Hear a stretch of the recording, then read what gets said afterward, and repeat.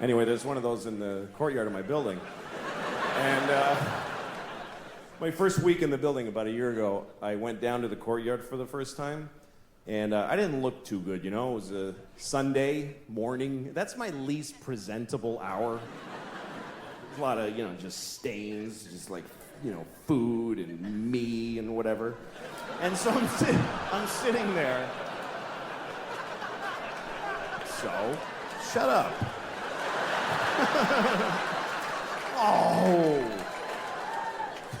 Anyway, so there I was. I'm sitting on the stone bench of this courtyard and feeling a little out of place. There's these fancy doormen and stuff. And then there's this guy looking at me. I notice he's looking at me from across the courtyard. And he's all spiffy looking. He's got brown shoes and he's looking at me like, I could tell he was thinking I don't live in the building. He thinks I just wandered in off the street and sat in the courtyard. I could tell he's thinking of coming over and dealing with me on his own. And I'm sitting there thinking like, oh, please do that. Yes, please, come on. And I'm trying to look even more gross. And I'm like pulling up my shirt. And then I see him go, oh, no, that's not gonna do at all. And he comes over to me. And I'm like, I'm so excited to have this thing. The confrontation where I'm not wrong at all. And he thinks I am. So he comes over, says, excuse me, do you live in this building? And I said, no. Because why not start there? I said, no. He goes, well, then what are you doing here? And I said, I just need to rest. I'm having a hard time.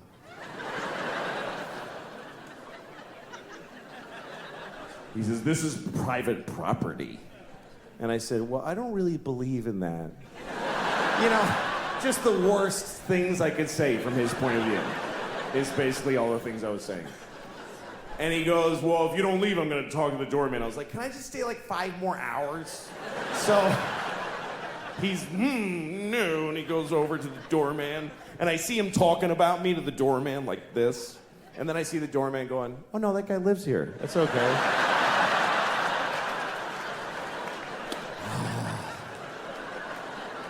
And the look on his face, it was just so, this beautiful cocktail of anger and confusion. It's like I had invented a new way to hurt somebody's feelings. That's how excited I was.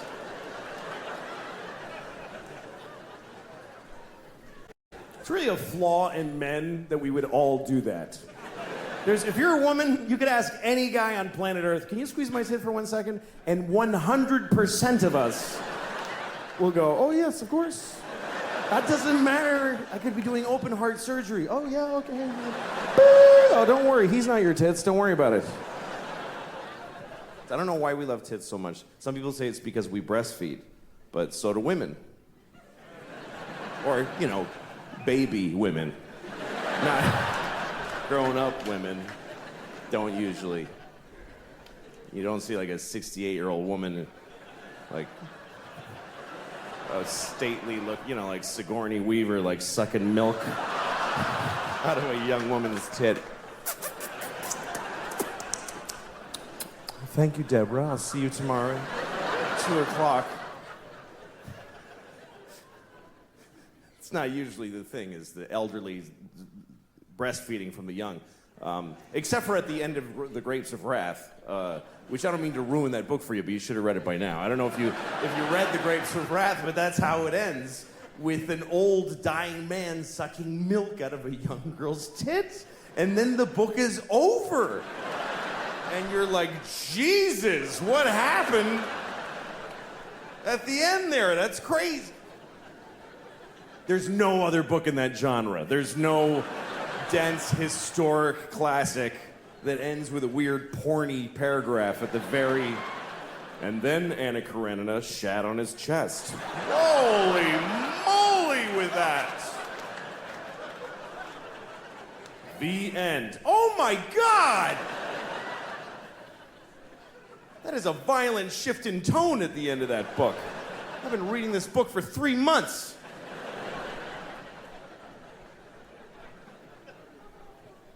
But we do, we love tits. And you always know a tit.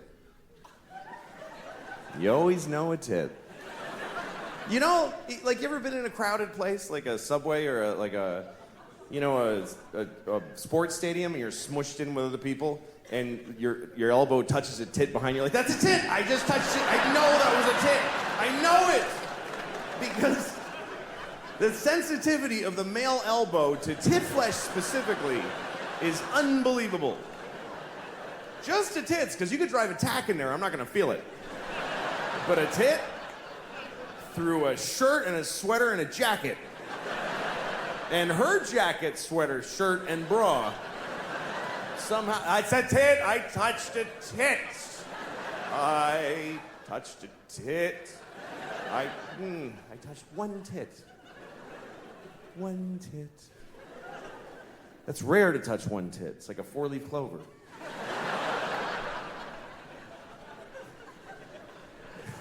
Usually you touch it. The only time you touch one tit is when it was an accident or you didn't have permission.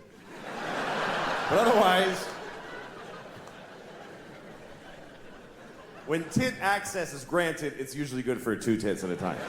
It's once you're on one, you really have to screw up really badly and quickly to lose tit access between tits 1 and 2. You must have said something really dumb on the first tit that you didn't get the second one. Oh, yeah, it's like your mom's dirty whore tit.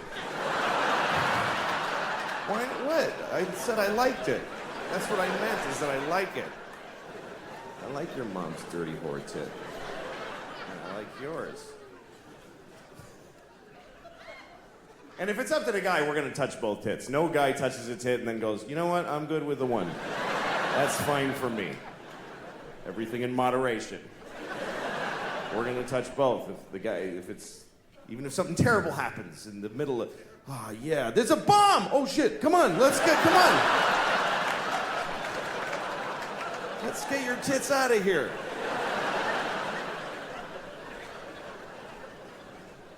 I've seen a few tits. I've seen, I don't know, 48 maybe, I don't know. Do you guys think there's a God? How many of you, by applause, believe there's a God? How many people? All right, it's about 30 out of 1,400. That's nice. That's nice. That shit's over. It's just fucking over. You go to a church, it's like going to a roller skating rink on a Wednesday. It's like, this used to be something. What happened? I don't know. I don't think there's a God. And that's not a conviction. I just don't suppose. I just reckon there ain't. I reckon there ain't no Lord. And because I don't believe there's a God, I fucking hope there's not a God. I fucking hope. Oh, please. If you don't believe in God, you better fucking hope. You better get on your knees and pray. Please, God, don't be. Because that's a bad thing to be wrong about. That's a bad wrong. You're an atheist your whole life and you die and you're like, oh, fuck. Oh, you're shitting with a beard and everything. Fuck. Oh. Yeah, I'm going. Yep. Being wrong the other way is not a big problem. If you believe in God and you're wrong, you don't really have a problem. It gives you a little comfort in your stupid life. And then at the end, you're just seriously disappointed for like a second. It's the last feeling you get to have. You die, you're like, nothing? Seriously, nothing? Yeah, just get in the dumpster, sorry. Sorry, you're just garbage now. I mean, if you don't believe in God, that's what you believe, that when you die, you're just garbage. You are your family's newest garbage. My mom died last year, and we asked her, like, what do you want? Like, before she died, we didn't ask her, Mom! fuck? I asked my mom what she wanted us to do with her body, and she said, just burn it. That's what she said. Burn it. What, in the yard with leaves? What the fuck? She didn't want a funeral, no pageantry, nothing. So she booked it herself. That was her last act as an American consumer. She went online with a credit card, and she booked her own cremation. It's true. At a place called Boston Crematorium. Just this place that burns bums and dogs all day, and they just folded my mom and did a workload. We didn't even know, just this guy showed up. I'm here for you, Ma. All right, Sully, she's in there. And he went in there to prepare her. My sisters are waiting in the hall, and he was in there for a while. I didn't say anything. I'm just saying he was in there with my mom for a long time. That's all I'm saying. And also that I was worried he was fucking my dead mother.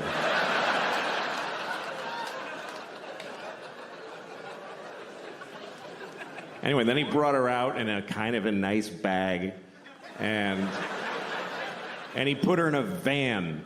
Just his van. It was like a 98 Ford Windstar with a bottle of red Gatorade rolling around in the back.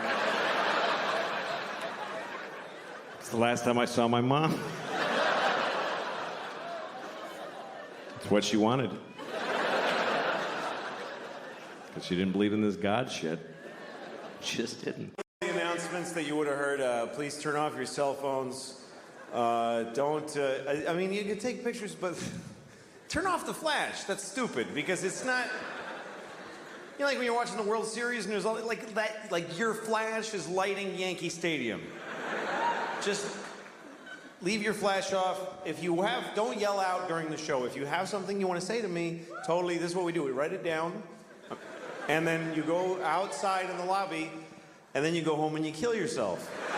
Because that's selfish. This is a rhetorical performance. It's got nothing to do with you. Don't text or Twitter during the show. Just live your life. Don't keep telling people what you're doing. Just because also,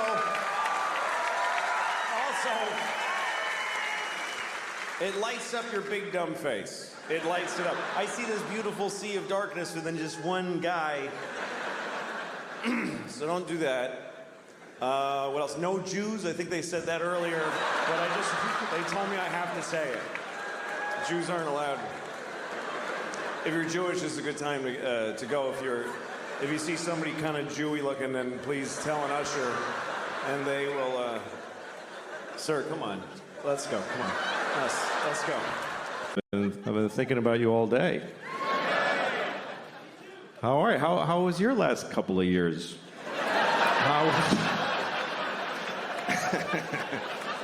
How was 2018 and 19 for you guys? Anybody else get in global amounts of trouble? Anybody else?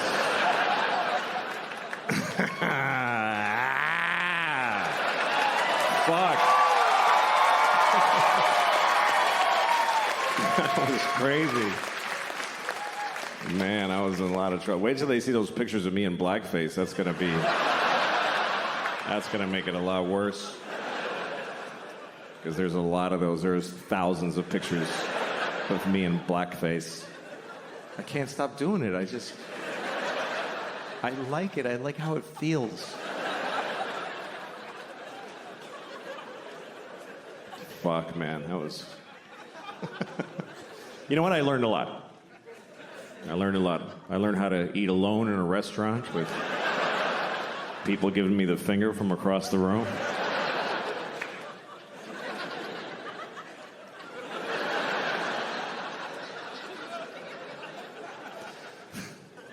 When you get in trouble, you learn who your real friends are. It's true. People like saying that like that's a good thing. Who the fuck wants to know who their real friends are?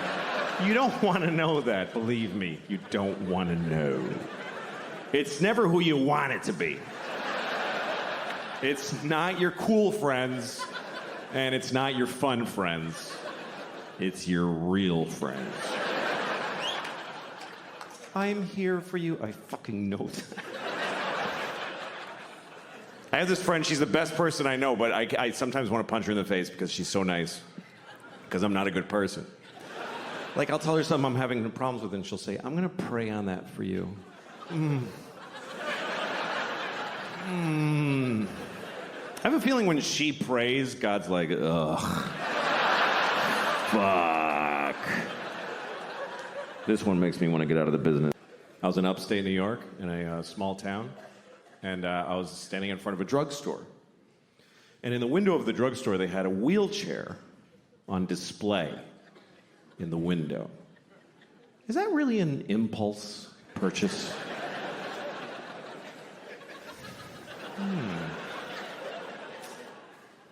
I should get a wheelchair.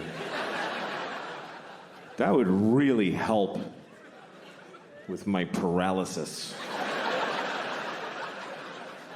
Then I wouldn't have to drag myself everywhere I go, like I've been doing for 10 years since my legs were blown off at the marathon.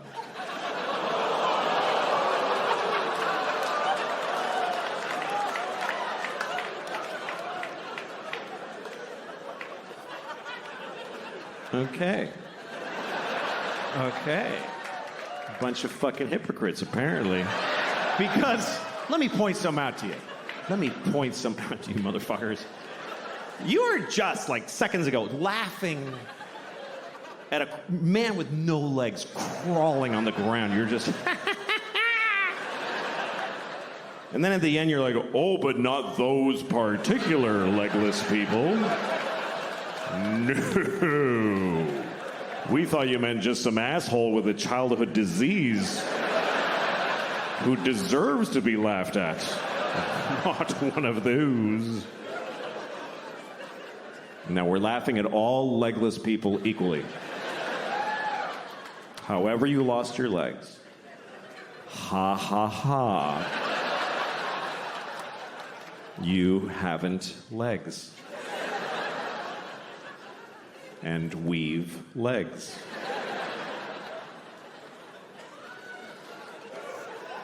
I have legs. I have 2 legs. 2 fucking legs. That's the maximum amount. I fucking love having 2 legs. I fucking love it. I wouldn't like having no legs. I really don't think I would like it. I think it would suck. I think it would suck shit out of the balls of Christ. It's an old Southern expression. It's not used like it used to be. I think 2 legs is better than none. That's what I think. That's just my opinion. It's not popular. You're not supposed to say that because you're supposed to always be very positive about disabled people. But I think that puts pressure on them to be positive. What if they don't want to be? Because the only story we want to hear is about the amazing disabled people. He's amazing. He lost his legs and then he won the leg-having contest. What about disabled people who aren't amazing? Who are just ordinary with a sweatshirt and some potato chips, and he's going, fuck, I wish I had legs. No, this is better. This is better with no legs. Why is it better? Because you can do anything now. I can do 4 things. Fuck off. I just don't know that our positive, non-disabled attitude really helps. I was on a plane once, like about a month ago, and they had high-speed wireless internet on the plane. And they had never done that before. They explained to us that we were like one of the first aircraft. And I opened up my laptop, and I'm online. I'm looking at YouTube and shit while we're flying. And then it broke down. And the woman says, I'm sorry, but we have to fix the internet, so it's down for the rest of the flight. The guy next to me goes, it's fucking bullshit. Like, dude, how does the world owe you something you didn't even know existed 30 seconds ago? People on planes are the worst. People on planes, they complain. They get off the plane, they come to your house, and they tell you about their whole flight experience. And they make it sound like it was fucking a cattle car in Poland in the 40s. They just make it, that was the worst day of my life. I had to sit on the runway for 40 minutes. That's a story in this country. That's a fucking hardship. That you had to sit on the runway People will listen to that story. They'll stop doing the dishes and turn around and go, oh my God, really? For 40 minutes? That's awful. You should sue them. I had to sit on the runway for 40 minutes. Oh my God, really? What happened then? Did you fly through the air like a bird? Incredibly? Did you soar into the clouds impossibly? Did you partake in the miracle of human flight? And then land softly on giant tires that you couldn't even conceive how they fucking put air in them?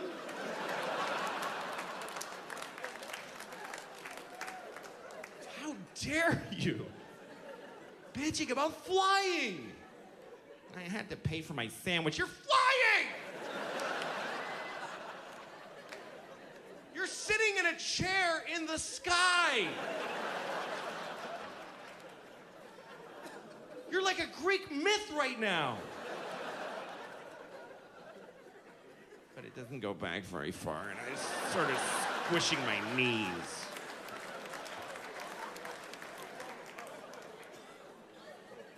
The Wright brothers would kick us all right in the cunt if they knew. If you could go back in time to Orville Wright and go, hey, dude, I had to sit on the runway for 40 minutes. And he'd be like, oh, shit, well, let's not even bother then. Hey, Wendell, shut it down. They make you wait for a bit. That hardly seems worth it. There's always delays. That's what everybody complains about. There's always delays when I fly. Really? Delays. It's too slow. Air travel's too slow. New York to California in 6 hours. That used to take 30 years to do that. And a bunch of you would die on the way there. You get shot in the neck with an arrow and you go, oh, and fall down. And the other passengers would just bury you and put a stick there with your hat on it and keep walking. And one of them would fuck your wife and have 3 babies. And all the old people would die. You'd be a whole different group of people by the time you got to California. Now you watch an Adam Sandler movie and you take a big runny dump and you're there. Was having a dance thing at our school. They had this big dance. Anyway, we all went, all the parents, and everybody's there, and everybody's got their phone. Every single parent. It was an amazing thing to watch, because kids are dancing, and every parent is standing there like this. Every single person was blocking their vision of their actual child with their phone. And the kids, I went over by the stage, and the kids, there's people holding iPads in front of their faces. It looked like we're all in the witness protection program. Like the kids can't see their parents. And everybody's watching a shitty movie of something that's happening 10 feet. Like, look at your fucking kid. The resolution on the kid is unbelievable. If you just look, it's totally HD. Why are you taping this? You're never gonna watch it. In a million years, you're not gonna watch videos of your kids doing shit you missed the first time it happened. You don't watch it, you just put it on Facebook. Here, you watch it. I want to take a nap now. And then you get to read all the comments. Oh my God! It's so cute!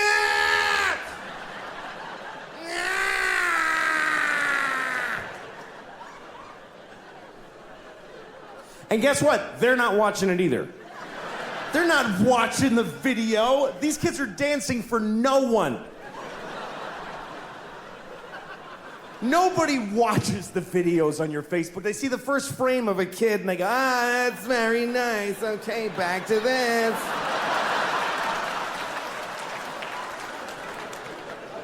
Nobody's watching your kids' videos on Facebook, I promise you. I'll prove it to you. Next time you tape your kids dance, take 1 second of it, and then add 20 minutes of just your own asshole. Just go in the bathroom and just record your own anus opening and closing for 20 minutes. Tack it on to your kid dancing for a second, and put that on Facebook. Everybody will write the same thing. That's adorable! I think I see a future star.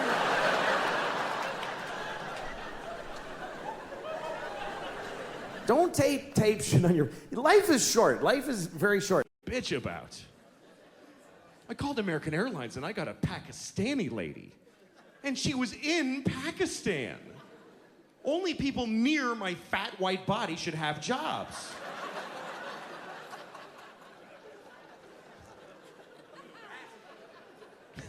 I'll tell you what though, when I call American Airlines and I get the Pakistani lady, I hang up and I call again. I do. I'm gonna tell you honestly. And it's not because I don't like her, and it's not because she doesn't speak English, because she speaks way better than I do. She's just a better person. It's so clear. And I know, here's why I don't like talking to her, because I know she doesn't give a shit about me and my white people problems. I want to talk to the lady from Texas who's, well, how can I help you? That's the lady I want. I just know that, hello, American, oh, fuck, you don't care. There's no way, why would you? I'm in my underwear. Hi, I have a layover in Dallas that's really long, and I was wondering if... She's like, oh, really? I haven't had a clean glass of water in 10 years, okay? 2 of my kids died this morning. I still came to work, you fat shit. I can hear you're fat over the phone. Why don't you hang up and kill yourself? Why would she care?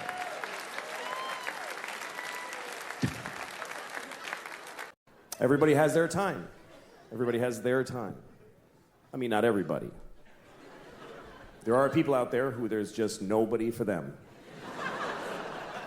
Mm-hmm. Yep. People like to say things like, there's someone for everyone. Nope. Not at all true. And stop saying it, because it's mean to people who never find anybody. There are millions of people out there who we've all unanimously decided they are light speed ugly, and nobody kisses them on the lips even. Nobody touches their genitals their entire life. They just wash it and then they die. That's all that happens. Oh, and if you're feeling bad for them, you can go find one and fuck one tomorrow. You can just solve the problem right there. With all that kindness in your heart. Oh, well, go fuck one. Nah, I didn't think so. That's the one way we're all mean. Nobody does that. Nobody fucks down. Nobody. People fuck up or across.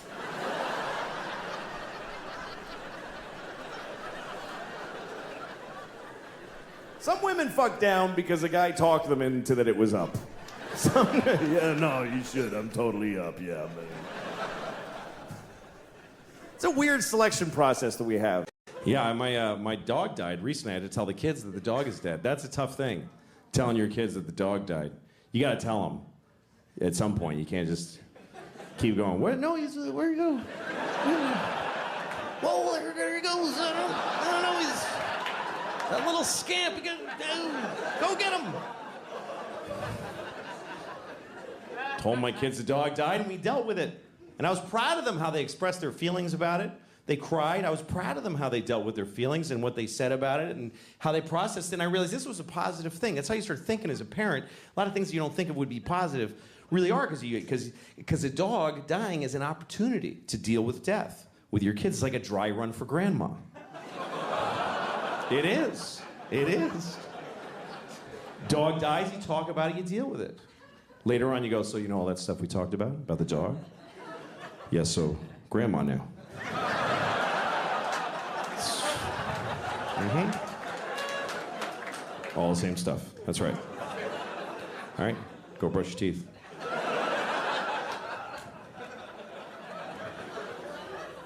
I had a dog when I was a kid, and he hated me. And it really hurt. It's a true story. My dog hated me. And I wanted a dog so bad. I was like 10 years old. I used to beg my mother for a dog. And she just would say, like, you had one when you were a baby and it died. It's fine. But finally, she said, you can have a dog if you keep your room clean for a month. And I was so excited because I was like, I'm getting a dog. I told all my friends, I'm going to get a dog. All I have to do is keep my room clean for a month. I lasted about a week, and it just went to shit. I couldn't do it. And I tried like 3-4 days. I couldn't do it. And I got so depressed. I was like, I'm 10, and I already know my life is going to be shit because I can't do anything. And finally, my mom was like, well, get the dog. You're bumming everybody out. So she got us a dog. And the dog looked at me, and he hated me on sight.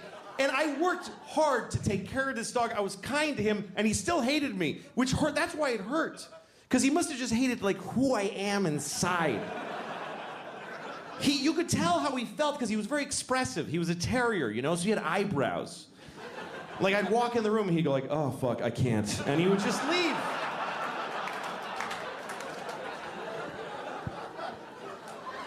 I would take him for a walk, and I had to use a leash, and I didn't want to use a leash. I want to be one of those cool guys with a dog that just comes along. You know, those guys always got like a suede jacket with patches in it, and like scratchy hair, and he's like, hey, and gets in his old pickup, and he's like, come on, dog. He goes like, you know those guys that can whistle, that cool whistle? Whatever. Woo! And the dog jumps in the back, and they both get laid somewhere because they're both so cool. That's what I wanted.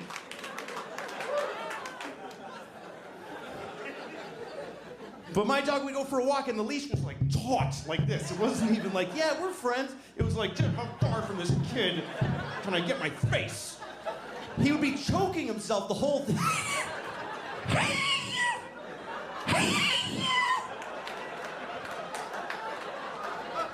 And if I ever like slipped and dropped the leash, he was like, I'm not your dog. He would just run. He would run like a slave. He would just take off.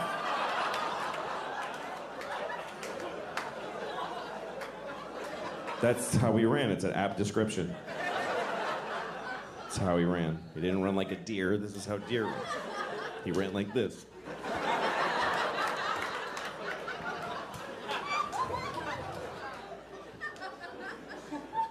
He ran away so many times, and then we got a call from the pound. Hi, we have your dog. And you could hear my dog in the background like, don't. Seriously? I told you I don't want to. I've never been a big animal